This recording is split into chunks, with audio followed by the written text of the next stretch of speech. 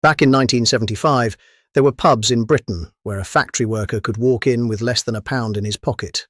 That sounds impossible now. Modern pubs often feel clinical, bright, and a bit too quiet compared to the past. They weren't serving brioche buns on wooden boards or charging extra for onion rings.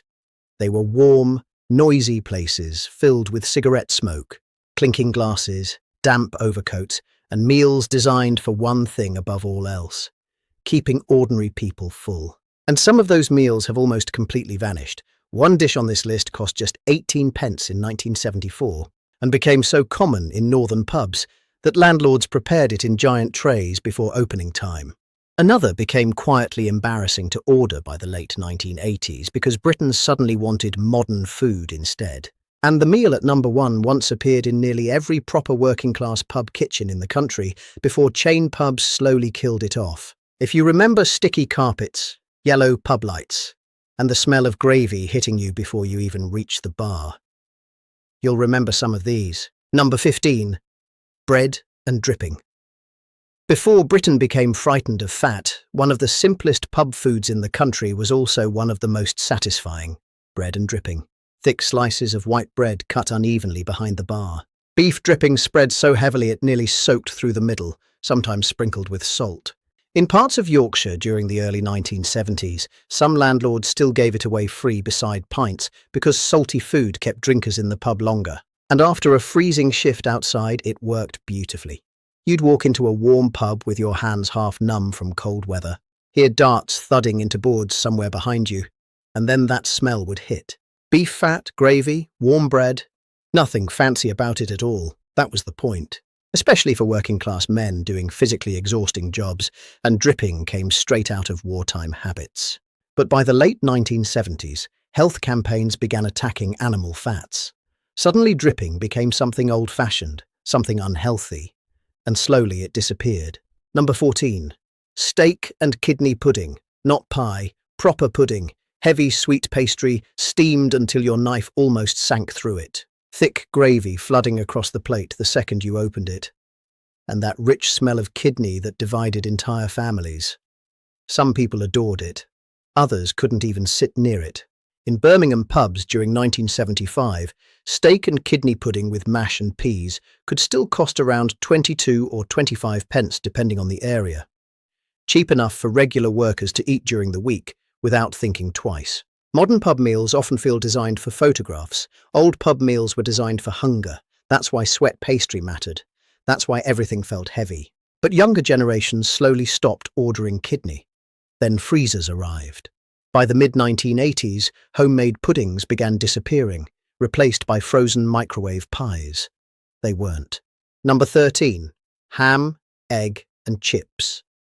There was a period during the 1970s when you could find this in almost any pub in Britain. Landlords knew it'd sell. 2 fried eggs with deep orange yolks. Thick cut chips stacked high beside slices of salty ham. Just proper pub food. People remember those rich yolks running into hot chips. They remember vinegar soaking through everything. They remember mopping the plate clean with bread afterward. People trusted it. Familiarity used to matter enormously, especially for older men who visited the same pub every Friday after work for years. In 1976, it cost around 60 pence.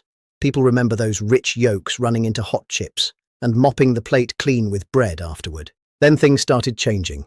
Frozen chips became common. Processed ham replaced thick, real slices. The meal survived, technically, but the version people loved vanished. Number 12. Pickled egg, crisps, and ale. If you're under a certain age, this sounds ridiculous. But in northern working men's clubs, this was completely normal. You bought a packet of crisps, bought a pickled egg from the big jar sitting on the bar. You bought a packet of crisps, bought a pickled egg from the big jar sitting on the bar, dropped the egg into the crisps, crushed everything together inside the bag with your hand, then ate it standing up with a pint. Simple, salty, filling enough to hold hunger off.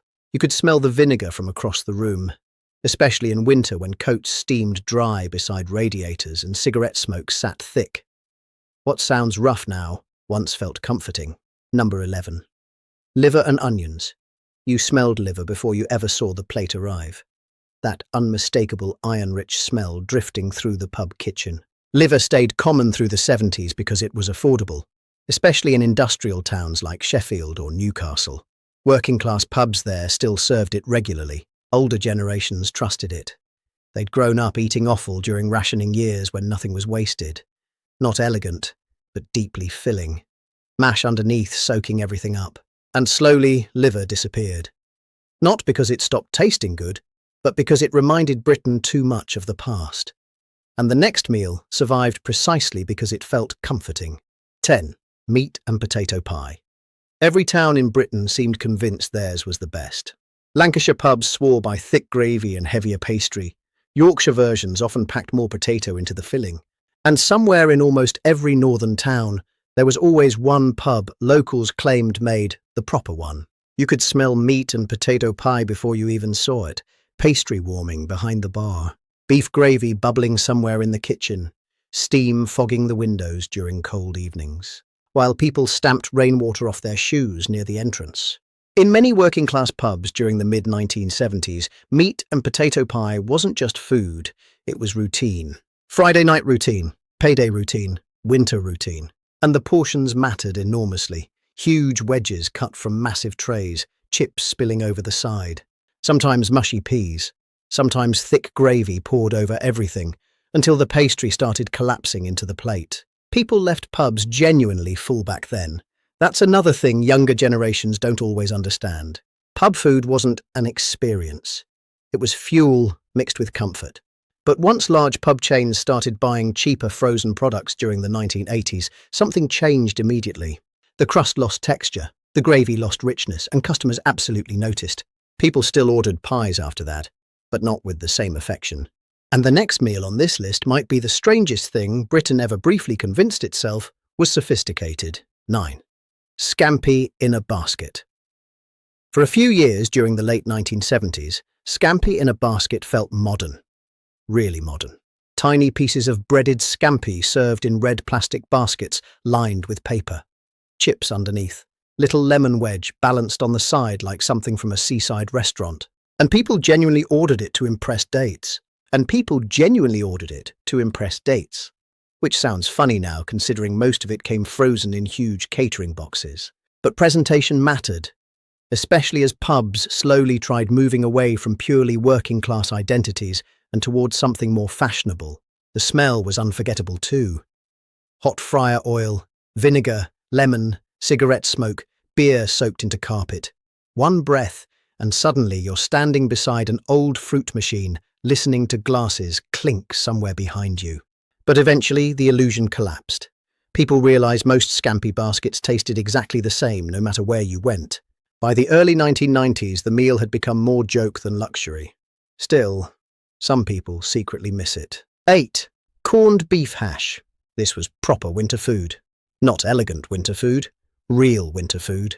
Soft potatoes crushed together with salty corned beef until everything turned thick, steaming and rich. Some pubs added onions, others stirred brown sauce directly into the mix. A few served it beside pickled cabbage or beetroot. And after long shifts in cold weather, people loved it, especially across northern England, where canned meat stayed common long after fresher foods became more available.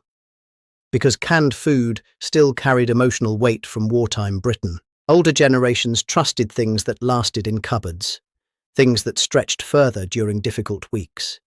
Things you could rely on. And corned beef hash stretched beautifully. One tray could feed huge numbers cheaply during difficult economic periods during the 1970s. But eventually canned meat itself became unfashionable, too associated with hardship, too associated with old Britain. People wanted fresher-looking meals, even when those meals tasted worse. Funny how image changes food. 7. Faggots and Peas. Even the name feels strange to modern audiences now. But during the 1970s, especially across the Midlands and South Wales, faggots and peas were absolutely normal pub food. Cheap pork offcuts mixed with herbs, breadcrumbs, onions and seasoning. Rolled into dense meatballs, then served drowning in thick gravy. And when they were made properly, they tasted fantastic, rich, peppery, deeply savoury. You could smell them cooking from outside, especially during winter evenings when steam covered windows and old radiators clanged quietly in the corners. In places like Birmingham and the Black Country, some workers practically grew up on meals like this because they filled stomachs cheaply during difficult economic years. Once Britain entered the 1980s and pubs began modernising themselves, foods linked too strongly with poverty vanished quickest. People didn't want reminders of post-war hardship anymore. They wanted continental food, trendier food, food that looked wealthier somehow. And slowly, faggots disappeared from menus altogether. Still, they survived longer than the next meal, which once appeared in nearly every British pub during summer. 6. Ploughman's lunch, cold cheddar, chunky pickle, bread roll, pickled onions, maybe ham if the pub was feeling generous. That was it. And during hot afternoons in the 1970s, pubs sold enormous numbers of Ploughman's lunches because they were cheap to prepare, quick to serve, and surprisingly satisfying beside a pint. Especially in countryside pubs, you'd sit outside hearing glasses clink while wasps hovered around pickle jars. Simple food somehow tasted better. And landlords loved Ploughman's lunches because they required almost no cooking. During busy weekends, that mattered enormously. Some pubs even advertised them outside on chalkboards beside beer prices because customers specifically came looking for them. But eventually Britain moved toward hotter, faster, more international food. Pizza, curry, burgers, pasta. Suddenly cold cheese and pickle felt old-fashioned. Too quiet somehow. Too British. And the next meal disappeared, partly because pubs themselves stopped wanting to look working class at all. There was a time when almost every pub in Britain had sausages quietly sizzling somewhere behind the bar. Real sausages too, thick ones, peppery, sometimes bursting slightly when you cut into them. Served over a mountain of mashed potatoes drowned in onion gravy. Nothing fancy about it, that was exactly why people loved it. In 1972 you could still find bangers and mash for under 40 pence in parts of the north.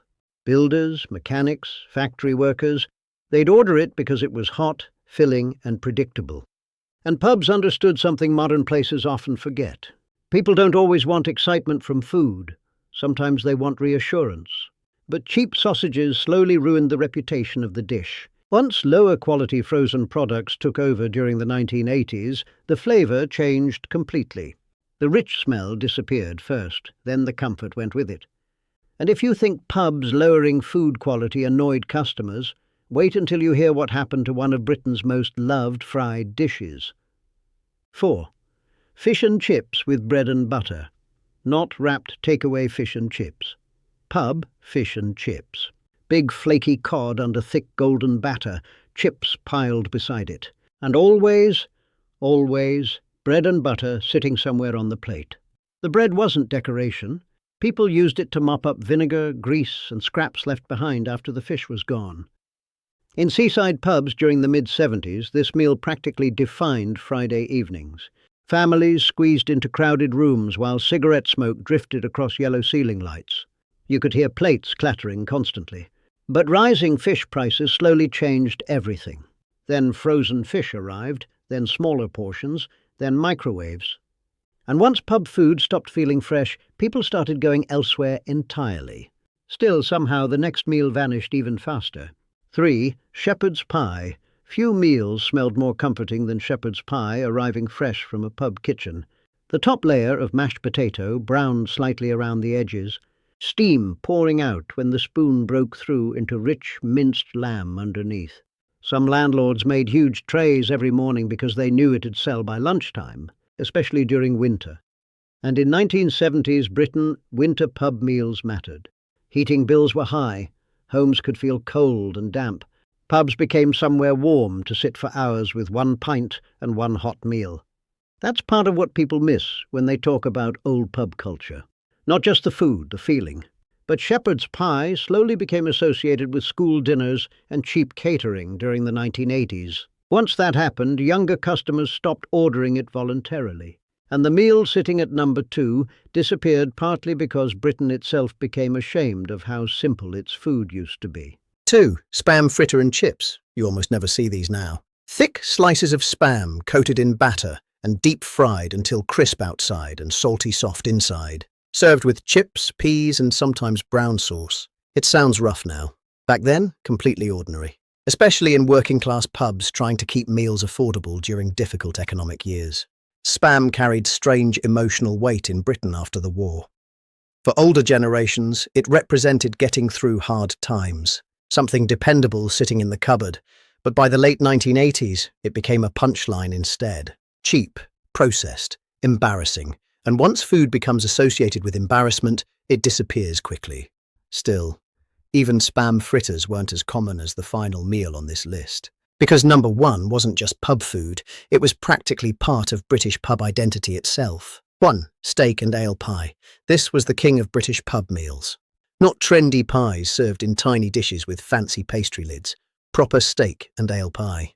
Heavy ceramic plate. Thick gravy spilling across chips or mash. Steam fogging your glasses when it arrived. In thousands of pubs during the 1970s, steak and ale pie wasn't optional. It was expected. Landlords prepared trays before opening because they knew customers would ask for it all day long. Especially during winter months when pubs filled with workers escaping cold streets and damp houses. And every pub had its own version, some darker with stout, some thicker with onions, some packed with huge chunks of beef that practically fell apart under your fork. You remembered good ones for years.